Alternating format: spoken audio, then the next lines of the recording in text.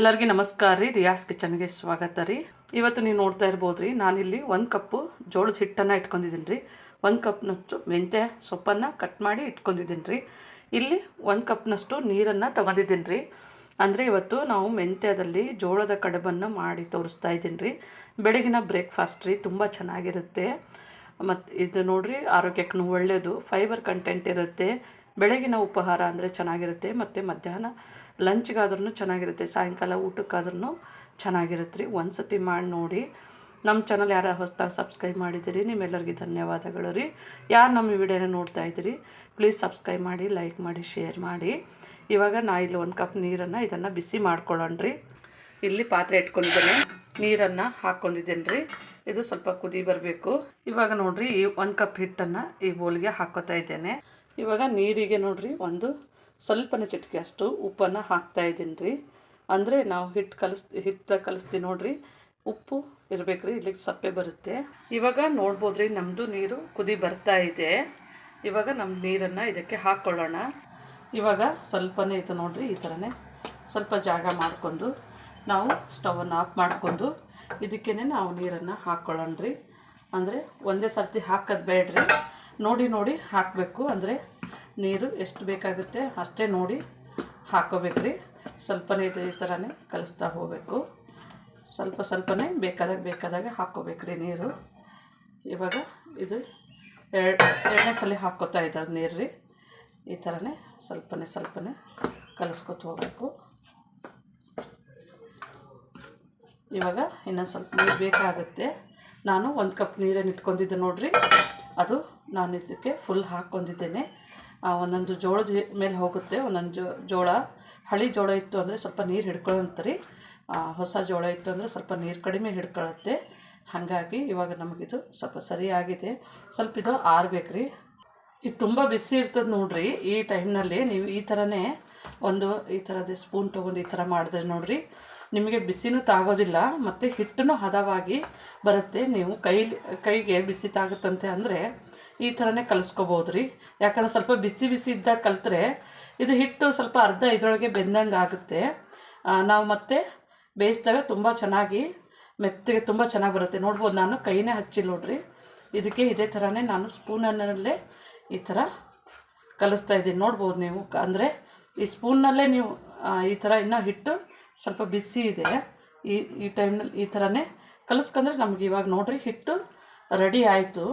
ಅಂದರೆ ನಾವು ಬಿಸಿನೀರು ಹಾಕಿದ್ದೆ ನೋಡಿರಿ, ಇದಕ್ಕೆ 1 ಕಪ್ಪಿಗೆ 1 ಕಪ್ಪು ಸರಿಯಾಗಿದೆ ರೀ. ಇದನ್ನು ಈ ಥರನೇ ನಾವು ಇವಾಗ ನಮ್ಮದು ಹಿಟ್ಟು ರೆಡಿಯಾಗಿದೆ. ಇವಾಗ ನೋಡ್ಬೋದು ರೀ, ನಮ್ಮದು ಹಿಟ್ಟು ಸ್ವಲ್ಪನೇ ತಣ್ಣಗಾಗಿದೆ. ಇವಾಗ ನಾವು ಕೈಲಿಂದ ಈ ಥರನೇ ತೊಗೋಬೋದು ರೀ. ಅಂದರೆ ಇದು ನಾವು ಈ ಥರ ಕಲಿಸ್ಬೋದು ಬರುತ್ತೆ. ಹಾಗಾಗಿ ಇದನ್ನು ತುಂಬ ಸುಲಭವಾಗಿ ನಿಮಗೆ ಒಂದು 15ರಿಂದ 20 ನಿಮಿಷದೊಳಗೇ ಇದು ತಿಂಡಿ ರೆಡಿ ಆಗುತ್ತೆ ರೀ. ತುಂಬ ಈಸಿಯಾಗಿನೂ ಮಾಡುವಂಥದ್ದು ಮತ್ತು ಆರೋಗ್ಯಕ್ಕೂ ಒಳ್ಳೇದು ನೋಡಿರಿ. ಇವಾಗ ನಾವು ಇದನ್ನು ನೋಡಿರಿ, ಸ್ಮೂತ್ ಆಗಿದೆ ನಮ್ಮದು. ಇವಾಗ ನೋಡ್ಬೋದು ರೀ, ನಾನು ಹಿಟ್ಟಿದಕ್ಕೆ ಸರಿಯಾಗಿದೆ. ನಿಮಗೆ ಯಾವ ಸೈಜ್ನಲ್ಲಿ ಬೇಕು ಆ ಸೈಜ್ನಲ್ಲಿ ಮಾಡ್ಕೋಬೋದು ರೀ. ಅಂದರೆ ಈಗ ನಾನು ಒಂದೇ ಸರ್ತಿಗೆ ನೋಡಿರಿ ಎರಡು ಹಿಡಿದು ಮಾಡ್ತಾಯಿದ್ದೀನಿ ರೀ. ಅಂದರೆ ಈ ಥರನೇ ನಾವು ಕಲಿಸಿದ್ರೆ ನೋಡಿರಿ, ನಮಗೆ ತುಂಬ ಬೇಗನೆ ಇದು ರೌಂಡ್ ಶೇಪ್ನಲ್ಲಿ ಬರುತ್ತೆ ರೀ. ಸ್ವಲ್ಪ ಇದೇ ಥರನೇ ನಾವು ಇದನ್ನು ಮಾಡ್ಕೊತ ಹೋಗ್ಬೇಕು ರೀ. ಇವಾಗ ನಮಗೆ ರೆಡಿ ಆಗಿದೆ ನೋಡ್ಬೋದು ರೀ. ನಾನಿಲ್ಲಿ ತೆಗೆದು ಇಟ್ಕೊತಾ ಇದ್ದೀನಿ. ಅದೇ ಥರನೇ ನಾವು ಉಂಡೆಗಳನ್ನು ಈ ಥರನೇ ಕೈಲಂತ ಮಾಡ್ಕೊಂಡು ನೋಡಿರಿ, ತುಂಬ ಸುಲಭವಾಗಿ ಬರುತ್ತದೆ ರೀ. ನಿಮಗೆ ಸೈಜ್ ಬೇಕಾದರೆ ನೀವು ಉದ್ದ ಹಿಟ್ಟನ್ನು ಕಲಿಸ್ಬಿಟ್ಟು ಕಟ್ ಮಾಡಿನೂ ಮಾಡ್ಕೋಬೋದು ರೀ. ಇದು ಈ ಥರ ಮಾಡಿನೂ ನೀವು ಕಟ್ ಮಾಡ್ಕೋಬೋದು ರೀ. ಅಂದರೆ ಇಷ್ಟಿಷ್ಟು ಒಂದು ಈ ಇಂಚಿನಲ್ಲಿ 1 ಇಂಚ್ ಅಂತ ಈ ಥರನೇ ನೀವು ಈ ಥರನೇ ನೋಡಿರಿ, ಈ ಥರನೇ ಮಾಡ್ಕೋಬೋದು. ಇದನ್ನು ಮಾಡಿದ್ರೂ ನಿಮಗೆ ತುಂಬ ಸುಲಭವಾಗಿ ಆಗುತ್ತೆ ರೀ. ಬೆಳಗ್ಗೆ ಬೇಗನೂ ಆಗುತ್ತೆ ಬ್ರೇಕ್ಫಾಸ್ಟು ರೀ. ನೋಡ್ಬೋದು ರೀ, ಈಗ ನಮ್ಮದು ಉಂಡೆ ಬೇಗ ನೋಡಿರಿ, ಒಂದು 6 ಉಂಡೆ ನಾನು ರೆಡಿ ಮಾಡಿದೆ ನೋಡಿರಿ. ನಾನಿಲ್ಲಿ ಒಂದು ಪಾತ್ರೆನ ಇಟ್ಕೊಂಡಿದ್ದೇನೆ. ನೀರು ಈ ಥರ ಕುದಿ ಬರ್ತಾ ಇದೆ ರೀ. ಈ ಥರನೇ ಅಂದರೆ ನೋಡಿರಿ, ನಾವು ಈ ಥರನೇ ಬೇಯಿಸ್ಕೋಬೇಕಾಗುತ್ತೆ ರೀ. ಇವಾಗ ನಾವು ಉಂಡೆ ಎಲ್ಲ ಮಾಡಿ ಇಟ್ಕೊಂಡಿದ್ದೇನೆ ರೀ. ಒಂದು ಬೋಲು ಆಗಿದೆ ಉಂಡೆ. ಇವಾಗ ಈ ಉಂಡೆಗಳನ್ನು ಇದಕ್ಕೆ ಹಾಕ್ಕೊಳ್ಳೋಣ ರೀ. ಅಂದರೆ ನಾವು ಇದು ಹಾಕಿಬಿಟ್ಟು ಒಂದು 10 ನಿಮಿಷ ಮೀಡಿಯಮ್ ಫ್ಲೇಮ್ನಲ್ಲೇ ಇಟ್ಟು ಬೇಯಿಸ್ಬೇಕ್ರಿ. ಇವಾಗ ಇದಕ್ಕೆ ನೋಡಿರಿ ನಾವು ಈ ಥರನೇ ಮುಚ್ಚಳವನ್ನು ಮುಚ್ಚಣ್ರಿ. ಬೇಕಿದ್ರೆ ನೀವು ಇಡ್ಲಿ ಪಾತ್ರೆನಲ್ಲಿ ಹಾಕಿ ಬೇಯಿಸ್ಬೋದು ರೀ. ಇವಾಗ 10 ನಿಮಿಷಗಳ ಕಾಲ ಬೇಯಿಸೋಣ. ಇವಾಗ ನಮ್ಮದು 10 ನಿಮಿಷ ಆಗಿದೆ ರೀ. ನಾವು ಇದನ್ನು ನೋಡ್ತಾ ಇದ್ದೀವಿ ರೀ. ನಮ್ಮದು ಕಡುಬಿಂದು ಕಲರ್ ಚೇಂಜ್ ಆಗಿದೆ ನೋಡ್ಬೋದು ರೀ. ನಾನಿಲ್ಲಿ ಒಂದು ಚಾಕುಗೆ ಹಾಕಿ ನೋಡಿರಿ ಎಷ್ಟು ಸಾಫ್ಟ್ ಆಗಿದೆ ಅಂದರೆ ಈ ಥರನೇ ನೋಡ್ಬೋದು ರೀ. ನಮ್ಮದು ಕಡುಬಿದು ಬೆಂದಿದೆ ಅಂತ ಅರ್ಥ ರೀ. ನಾನು ಇದನ್ನು ಮುಚ್ಚಳವನ್ನು ಮುಚ್ಚಿ ಸ್ಟವನ್ನು ಆಫ್ ಮಾಡ್ತಾ ಇದ್ದೀನಿ ರೀ. ಇವಾಗ ನೋಡ್ಬೋದು ರೀ, ನಾನಿಲ್ಲೊಂದು 2 ಟೇಬಲ್ ಸ್ಪೂನಷ್ಟು ಆಯಿಲು ಬಿಸಿ ಮಾಡ್ಕೊಂಡಿದ್ದೀನಿ ರೀ. ಇವಾಗಿನ ಇದಕ್ಕೆ ಸ್ವಲ್ಪನೇ ಸಾಸಿವೆ ಜೀರಿಗೆಯನ್ನು ಹಾಕೊಳ್ಳೋಣ. ಸ್ವಲ್ಪ ಸಾಸಿವೆ ಜೀರಿಗೆ ಸಿಡಿತಾ ಇದ್ದಾಗೆ ಕೊತ್ತಂಬರಿ ಸೊಪ್ಪು ಮತ್ತು ಈರುಳ್ಳಿಯನ್ನು ಹಾಕ್ಕೊಂಡಿದ್ದೀನಿ ರೀ.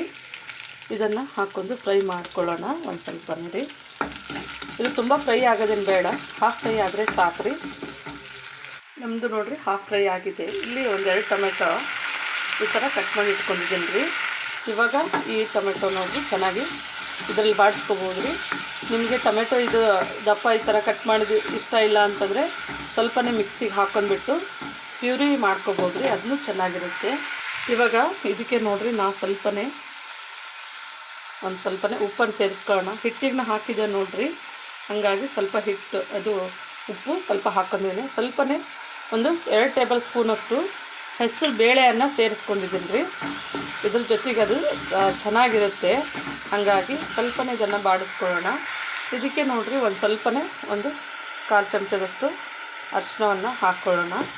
ಇದನ್ನು ಹಾಕ್ಕೊಂಡು ಸ್ವಲ್ಪ ಕಲ್ಕೊಂಡ್ರಿ. ಇವಾಗ ನಮ್ಮದು ಸ್ವಲ್ಪನೇ ಬಾಡಿಸ್ಕೊಂಡಿದ್ದೇವೆ ರೀ.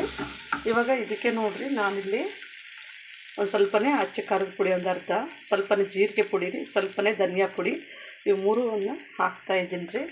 ಹಾಕಿ ಇದನ್ನು ಸ್ವಲ್ಪನೇ ಇದರೊಳಗೆ ಬಾಡಿಸ್ಕೊಳ್ಳೋಣ ರೀ. 1 ನಿಮಿಷಗಳ ಕಾಲ ಬಾಡಿಸ್ಕೊಂಡ್ರೆ ಸಾಕು. ಇವಾಗ ಬಾಡಿಸ್ಕೊಂಡಾದ್ಮೇಲೆ 1 ಕಪ್ ನಾವು ಇಟ್ಕೊಂಡಿದ್ದೇವೆ ನೋಡಿರಿ, ಮೆಂತ್ಯ ಸೊಪ್ಪನ್ನು ಹಾಕ್ಕೊಳ್ಳೋಣ. ಮೆಂತ್ಯ ಸೊಪ್ಪು ಹಾಕಿ ಇದನ್ನು ಸ್ವಲ್ಪ ಬಾಡಿಸ್ಕೊಳ್ಳೋಣ. ಇವಾಗ ಸ್ವಲ್ಪ ನಮಗೆ ನೀರು ಬಿಟ್ಕೊಳ್ಳುತ್ತೆ ರೀ ಇದು, ಯಾಕಂದ್ರೆ ನಾವು ಸೊಪ್ಪು ಹಾಕಿ ಬಾಡಿಸ್ತೀವಿ ನೋಡಿರಿ, ನೀರು ಬಿಟ್ಕೊಳ್ಳುತ್ತೆ. ತುಂಬ ಡ್ರೈ ಆದರೆ ಒಂದೊಂದು ಸರ್ತಿ 1-2 ಟೇಬಲ್ ಸ್ಪೂನು ನೀರು ಹಾಕ್ಕೋಬೋದು ರೀ, ಅದನ್ನು ತುಂಬ ಚೆನ್ನಾಗಿರುತ್ತೆ. ಇವಾಗ ನೋಡ್ಬೋದು ರೀ, ನಮ್ಮದು ಸ್ವಲ್ಪನೇ ನೀರು ಸ್ವಲ್ಪ ಬಿಟ್ಕೊಂಡಿದೆ. ಇದಕ್ಕೆ ನಾನು 1-2 ಟೇಬಲ್ ಸ್ಪೂನಷ್ಟು ನೀರನ್ನು ಹಾಕ್ತಾಯಿದ್ದೀನಿ ರೀ. ಯಾಕಂದರೆ ಇದು ಉಪ್ಪು ಖಾರ ಮತ್ತು ನಾವು ಹಾಕಿರುವಂತಹ ಪುಡಿ ಐಟಮ್ಗಳೇನಾವಲ್ಲ ರೀ ಚೆನ್ನಾಗಿ ಇದ್ರ ಜೊತೆಗೇ ಚೆನ್ನಾಗಿ ಹೊಂದ್ಕೋಬೇಕು ರೀ. ಹಾಗಾಗಿ ಸ್ವಲ್ಪ ಹಾಕ್ಕೊಂಡು ಮಿಕ್ಸ್ ಮಾಡಿ ನಾವು ಬೇಯಿಸ್ಕೊಂಡಾದ್ಮೇಲೆ ನೋಡಿರಿ ನಾವು ಕಡುಬು ಬೇಯಿಸಿಟ್ಕೊಂಡಿದ್ದೆ ನೋಡಿರಿ, ಅದನ್ನು ಹಾಕ್ಕೊಳ್ಳೋಣ ಇದರೊಟ್ಟಿಗೆನೇ. ಅಂದರೆ ಇದು ಸ್ವಲ್ಪನೇ ನೀರಿನ ಅಂಶ ಇದ್ದಾಗೆ ನೋಡಿರಿ, ಇದು ನಮಗೆ ಖಾರ ಉಪ್ಪನ್ನು ಹಿಡಿಯುತ್ತೆ, ಇದ್ರ ಜೊತೆಗೆ ಬೇಯುತ್ತೆ. ಹಾಗಾಗಿ ಇದನ್ನು ಈ ಥರನೇ ನಾನು ಮಿಕ್ಸ್ ಮಾಡ್ಕೊಂಡಿದ್ದೀನಿ. ಇವಾಗ ನಮ್ಮದು 1 ನಿಮಿಷಗಳ ಕಾಲ ನಾನು ಇದನ್ನು ಹಾಕಿದ್ಮೇಲೆ ಬೇಯಿಸ್ಕೊಂಡಿದ್ದೀನಿ ರೀ. ನಮ್ಗೆ ಇದ್ರ ಜೊತೆಗೆ ಚೆನ್ನಾಗಿ ಹೊಂದ್ಕೊಂಡಿದೆ ಎಲ್ಲ. ಇವಾಗ ಕೊನೆಯದಾಗಿ ನೋಡಿರಿ ನಾನಿಲ್ಲಿ ಸ್ವಲ್ಪನೇ ಕೊತ್ತಂಬರಿ ಸೊಪ್ಪು ಟೇಸ್ಟು ಚೆನ್ನಾಗಿ ಕೊಡುತ್ತೆ ರೀ, ಹಾಗಾಗಿ ಇದ್ದರೆ ಹಾಕ್ಬೋದು, ಇಲ್ಲಾಂದರೆ ಸ್ಕಿಪ್ ಮಾಡ್ಬೋದು. ಹೆಸರು ಬೇಳೆನೂ ಸಹ ನೀವು ಇದ್ದರೆ ಹಾಕ್ಬೋದು, ಇಲ್ಲಾಂದರೆ ಸ್ಕಿಪ್ ಮಾಡ್ಬೋದು ರೀ. ಇದೇ ಥರನೇ ನೀವು ಕಡುಬಿಗೆ ನೀವು ಇದು ಒಗ್ಗರಣೆ ಕೊಟ್ಟರು ಚೆನ್ನಾಗಾಗುತ್ತೆ. ನಮ್ದು ಇವಾಗ ರೆಡಿ ಆಗಿದೆ. ನಾನು ಸ್ಟವನ್ನು ಆಫ್ ಮಾಡ್ತಾಯಿದ್ದೀನಿ ರೀ. ನೀವು ಮನೆಯಲ್ಲಿ ಇದೇ ಥರನೇ ಮಾಡ್ಕೊಳ್ಳಿ, ತುಂಬ ಚೆನ್ನಾಗಿರುತ್ತೆ, ಒಳ್ಳೆ ಟೇಸ್ಟ್ ಇರುತ್ತೆ. ನಮ್ಮ ಚಾನಲ್ ಸಬ್ಸ್ಕ್ರೈಬ್ ಮಾಡಿ, ಲೈಕ್ ಮಾಡಿ, ಶೇರ್ ಮಾಡಿ. ನಮ್ಮ ವಿಡಿಯೋನ ನೋಡಿದ್ದಕ್ಕಾಗಿ ಧನ್ಯವಾದಗಳು.